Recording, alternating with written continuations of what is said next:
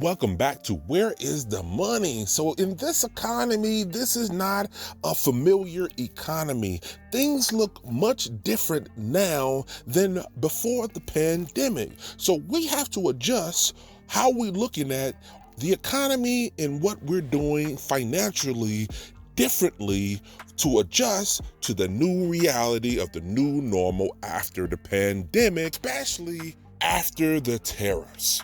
Let's talk about the jobs report that came out today. The August report was a disappointment. That's not according to me. That's according to Donald Trump's own economic advisors. This report showed just 22,000 jobs added to the economy in the month of August. That is far less than what economists expected. All of those red flags for this economy. But one thing I want to highlight for you is what's happening to certain sectors of the economy, certain pockets of workers in the United States. Black workers, Hispanic workers in particular, are seeing job losses. The Black unemployment rate, for example, since August 2024 has gone from 6.1% to 7.5%. That is more than a full percentage point increase for Black workers. Is this a canary in the coal mine? Well, some people think so. It's often said that Black workers, perhaps Black women in particular, are the last in, the first out, and sometimes a key indicator of an economic downturn to come. And some of it can be attributed perhaps to federal government job losses. The federal government shed about 100,000 jobs since the beginning of this year.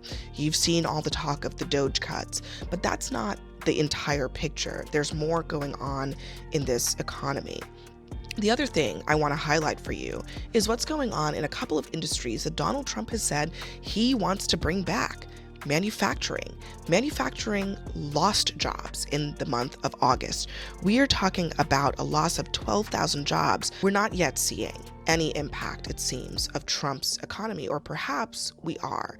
The uncertainty that his tariffs have placed into the economy may be having an effect. There's a lot of debate about whether this is just a short-term trend or whether Trump's policies just need more time. But in the meantime, there are a lot of workers who are losing jobs, finding it hard to get new ones in this Donald Trump economy. So a lot of people are experiencing situations where they're making more money, which a lot of people are not. And a lot of people are still looking for jobs. For those that are gainfully employed and making good money, the most money they've ever made in their life, why is it that they're still experiencing being broke? Is it Trump economy? Is it tariffs? Is it inflation? Is it high interest rate, high rent, high utilities? Is it everything combined or one or the other? You tell me, but let's get into someone's story about what people are experiencing out there. I know I'm not the only adult that sits in their car wondering how they're making the most money they've ever made in their entire life, and it still doesn't seem to be enough. My rent is $2,000 a month, and I live in a townhouse. My car note is $535 a month, and that's on the low end compared to what I see a lot of people pay. My car insurance is $370 between two vehicles. And every time I fucking turn around, that shit's going up, and they can't even tell you why, other than that the rates have increased. Fucking why? And then you got some fucking orange man in office trying to convince you that your grocery bill has decreased, but I just went and spent $100 on fucking chips, bread, bananas, apples, some fucking muffins, and hamburger meat. Oh, don't forget the $10 eggs. My HOA just decided to charge me $100 because I left my garbage can sitting out in front of my house for a couple of days because I needed to let it dry after dumping it with bleach because there were maggots in there. You rent from these companies and they penny pinch you on every fucking thing that they can. We are being bullied into poverty by these corporations and billionaires. And we have somebody in office gaslighting us in our face, telling us, oh, no, you're not. I don't understand how the families that are living off $15 an hour, how are you doing it? How do you pay your rent? What do you do when your car breaks down? I don't know, dude. I'm just sitting here. I'm like, I'm blessed compared to a lot of people, and it's still fucking hard. So the middle class feel like they're getting bullied into poverty.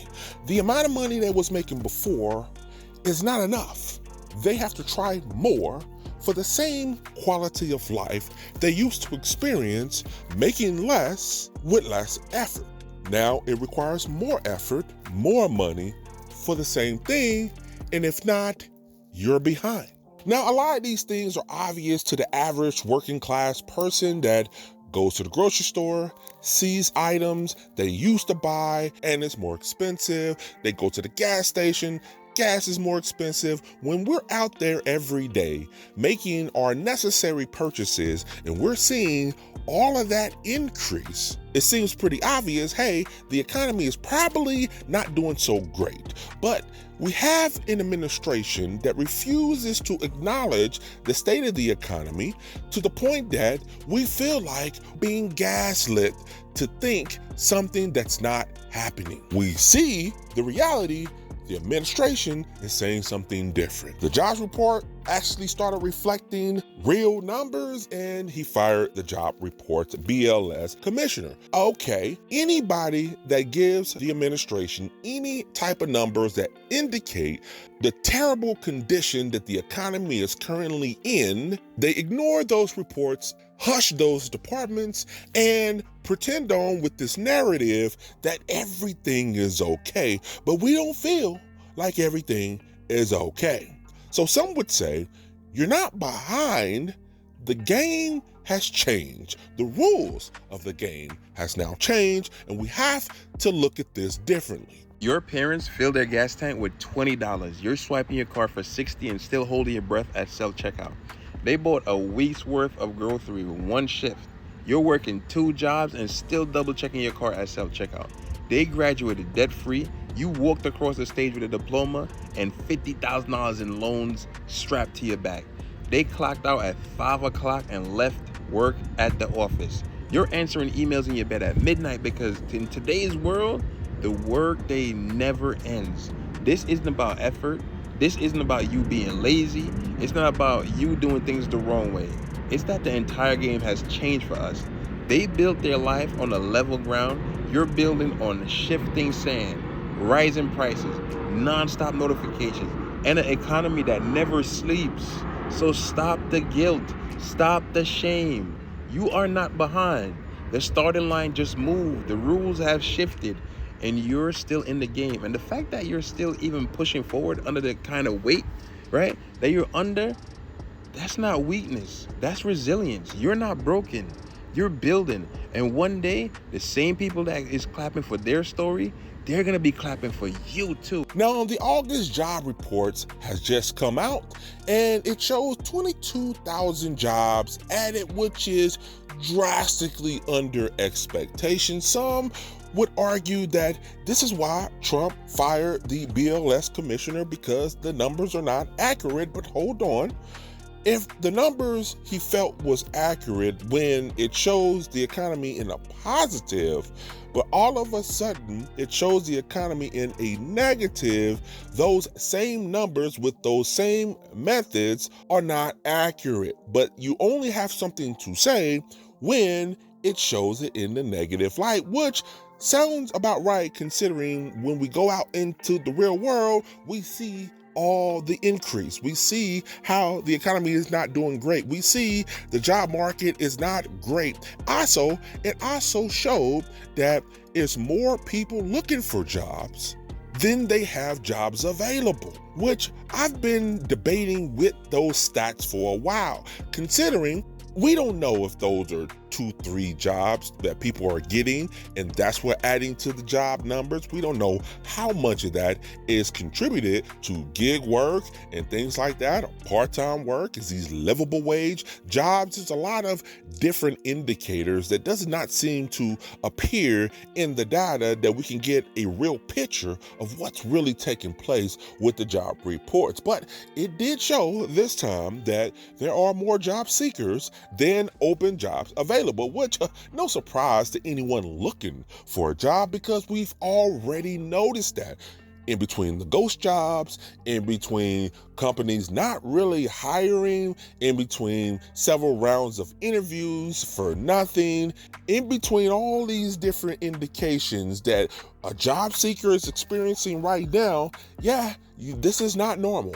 So buckle up, my friend. This is a new economy, new rules. Make a new plan of action for now, because things are looking a little strange out here. Until next time, put your comments below. Let's talk about it. This is Where is the Money?